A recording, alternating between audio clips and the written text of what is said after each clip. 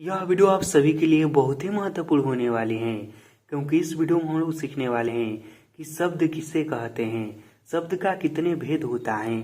कहने का मतलब कि शब्द के कितने प्रकार होता है, उन सभी प्रकारों का परिभाषा क्या है। शब्द के बारे में यदि आप सब कुछ अच्छे से सीखना चाहते हैं और यह चाहते हैं कि इसी वीडियो में आपका सारा डाउट क्लियर हो जाए, शब्द के बारे में जो कुछ भी पढ़ना हो आप इसी वीडियो में सीख जाए, तो इस वीडियो को शुरू से लेकर अंत तक और ध्यान से जरूर देखिएगा, और वो भी बिना भगाए हुए। यह वीडियो जैसे ही खत्म होगा ना, आप शब्द के बारे में सब कुछ अच्छे से सीख गए होंगे। तो यदि आप सब कुछ अच्छे से सीखना चाहते हैं तो इस वीडियो को शुरू से लेकर अंत तक और ध्यान से जरूर देखिएगा। तो चलिए अब हम इस वीडियो को शुरू करते हैं। तो सबसे पहले हम यह समझ लेते हैं कि शब्द कहते किससे हैं। तो देखिए, शब्द का परिभाषा बहुत ही आसान है। यह है कि वर्णों के मेल से शब्द किससे बनता है। तो शब्द वर्णों के मिलने से बनता है। वर्ण या अक्षर जो होता है ना, क ख ग आ ककारा, यह सब वर्ण है। तो शब्द का परिभाषा है कि वर्णों के मेल से बने हुए स्वतंत्र एवं सार्थक ध्वनि समूह को शब्द कहते हैं।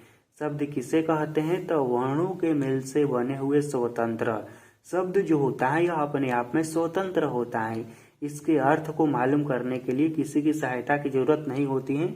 यह स्वतंत्र होता है और यह सार्थक होता है, जिसका कोई मतलब होता है। उसी ध्वनि समूह को क्या कहते हैं? शब्द कहते हैं। जैसे हो गया हम, कलम, घर, यह सब सार्थक शब्द हैं जिसका कोई अर्थ है। यह सब स्वतंत्र हैं। तो शब्द का परिभाषा बहुत ही आसान है कि वर्णों के मेल से बने हुए स्वतंत्र एवं सार्थक ध्वनि समूह को शब्द कहते हैं। अब हम समझते हैं कि शब्द को कितने भागों में बांटा गया है, शब्द क्या क्या है, ये सब ठीक है। तो देखिए, शब्दों का वर्गीकरण मुख्यतः 4 आधार पर किया जाता है।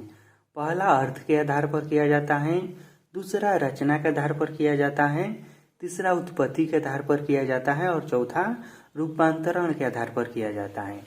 तो सबसे पहले हम समझते हैं कि अर्थ के आधार पर कौन कौन सा शब्द होता है। तो देखिए, अर्थ के आधार पर ना शब्द 2 प्रकार के होता है। पहला होता है सार्थक शब्द। सार्थक शब्द किसे कहते हैं? तो वैसा शब्द जिसका कोई सही अर्थ हो उसे सार्थक शब्द कहते हैं। सार्थक शब्द किसे कहते हैं? तो ऐसा शब्द जिसका कोई सही अर्थ हो उसे सार्थक शब्द कहते हैं। जैसे हो गया कलम, हो गया पानी, हो गया किताब, हो गया, यह सब सार्थक शब्द है, इसका कोई सही अर्थ है। दूसरा हो गया निरर्थक शब्द। कहने का मतलब कि वैसा शब्द जिसका कोई अर्थ ना हो उसे निरर्थक शब्द कहते हैं। जैसे कि न, खक हो गया, या इस तरह से आप कोई भी शब्द लिखते हैं बिना अर्थ वाला, बिना मतलब वाला, जैसे कि हो गया कु, मु, कु, इस तरह से, या कुछ भी ऐसा शब्द आप लिखते हैं जिसका कोई भी अर्थ नहीं होता है, तो इस तरह के शब्द को क्या कहते हैं? तो निरर्थक शब्द कहते हैं। तो अर्थ के आधार पर शब्द कितने प्रकार के होता है? तो अर्थ के आधार पर शब्द 2 प्रकार के होता है। पहला होता है सार्थक शब्द और दूसरा होता है निरर्थक शब्द। अब हम समझते हैं कि रचना के आधार पर शब्द कितने प्रकार के होता है। तो देखिए, रचना के आधार पर शब्द जो है यह 3 प्रकार के होता है। रचना के आधार पर शब्द कितने प्रकार के होता है? तो रचना के आधार पर शब्द 3 प्रकार के होता है। पहला होता है रूढ़ शब्द। रूढ़ शब्द किसे कहते हैं? तो देखिए, वैसा शब्द जिनका कोई भी खंड सार्थक न हो उसे रूढ़ शब्द कहते हैं। जैसे में हो गया लोटा। तो यहाँ पर जो लोटा शब्द है, इसमें का शब्द का हम टुकड़ा करते हैं, यानी कि लो और टा, इन दोनों को अलग अलग करते हैं और देखते हैं क्या कि इनमें से कोई भी शब्द जो है यह सार्थक नहीं है। पानी, इसी तरह से इसमें यदि हम पा को और नी को अलग अलग करेंगे और देखेंगे तो इनमें भी कोई भी शब्द आपको सार्थक नहीं मिलेगा। जल जो शब्द है, इसमें भी अलग अलग करेंगे तो कोई भी शब्द इसका सार्थक नहीं मिलेगा। तो रूढ़ शब्द का यही परिभाषा होता है कि वैसा शब्द जिसका कोई भी खंड सार्थक न हो उसे रूढ़ शब्द कहते हैं। उसके बाद अगला है यौगिक शब्द। यह क्या है? तो देखिए, जो रूढ़ शब्द है ना, इसका ठीक उल्टा परिभाषा इसका है। वैसा शब्द जिसका खंड सार्थक हो उसे यौगिक शब्द कहते हैं। यौगिक शब्द किसे कहते हैं? तो वैसा शब्द जिसका खंड सार्थक हो उसे यौगिक शब्द कहते हैं। जैसे में हो गया विद्यालय। तो इसका खंड क्या क्या है? एगो है विद्या और एगो है आलय, यह दोनों सार्थक हैं। इन दोनों का अर्थ होता है अपना अपना। उसके बाद है दया सागर। एगो है दया और दूसरा है सागर, इन दोनों का अर्थ होता है यह दोनों सार्थक हैं। रचना के आधार पर जो शब्द के तीसरा प्रकार होता है वह होता है योग रूढ़ शब्द। तो वैसे शब्द जो यौगिक हैं यानी कि उसका दोनों भाग सार्थक हैं लेकिन सामान्य अर्थ को छोड़कर किसी विशेष अर्थ का बोध कराते हैं उसे योग रूढ़ शब्द कहते हैं। जैसे में हो गया पंकज, तो यहाँ पर पंक तथा ज से मिलकर क्या बनता है, यह बनता है कमल।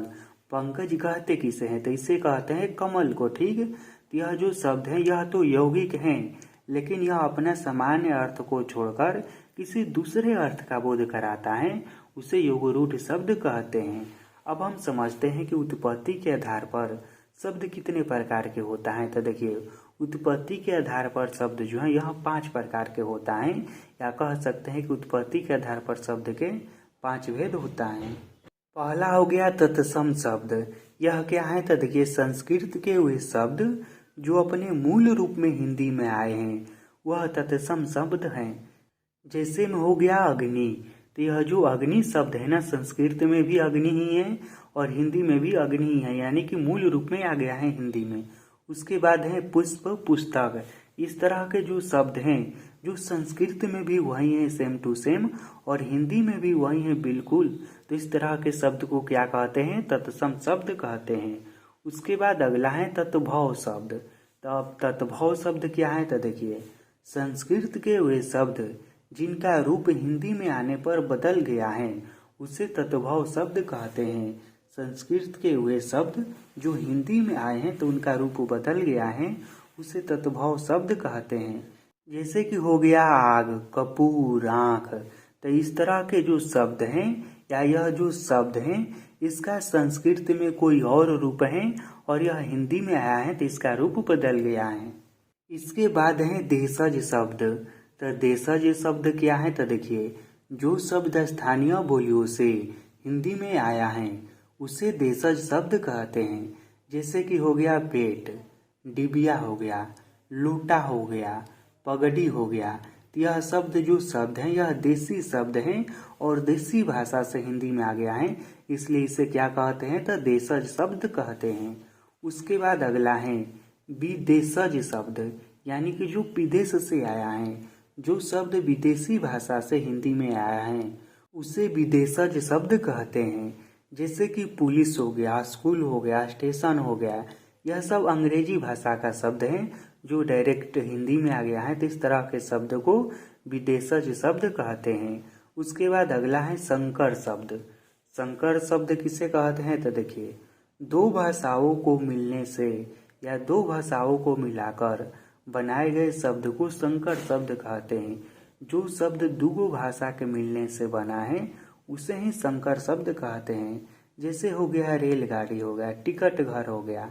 तो यहाँ पर आप देखेंगे रेल और गाड़ी या इंग्लिश और हिंदी का मिला हुआ है। टिकट घर, टिकट इंग्लिश हो गया, घर हिंदी हो गया। तो इस तरह से जो शब्द दो भाषा के मिलने से बना है उसे संकर शब्द कहते हैं। अब अंतिम है कि रूपांतरण के आधार पर शब्द के प्रकार। तो देखिए रूपांतरण के आधार पर शब्द जो है ना 2 प्रकार के होता है। पहला होता है विकारी शब्द। विकारी शब्द क्या है, तो देखिए वे शब्द जिनका रूप लिंग, पुरुष, वचन के कारण बदलता रहता है या बदल जाता है उसे विकारी शब्द कहते हैं। इस तरह के जो शब्द होता है इसका जो रूप होता है वह लिंग, पुरुष, वचन आदि के कारण बदल जाता है। जिससे में हो गया गाय, लड़का, यह शब्द क्या है, यह विकारी शब्द हैं। उसके बाद अगला है अविकारी शब्द। तो वे शब्द जिनका रूप कभी नहीं बदलता है उसे अविकारी शब्द कहते हैं। जैसे कि हो गया आज, यहाँ, वहाँ, यह सब अविकारी शब्द हैं।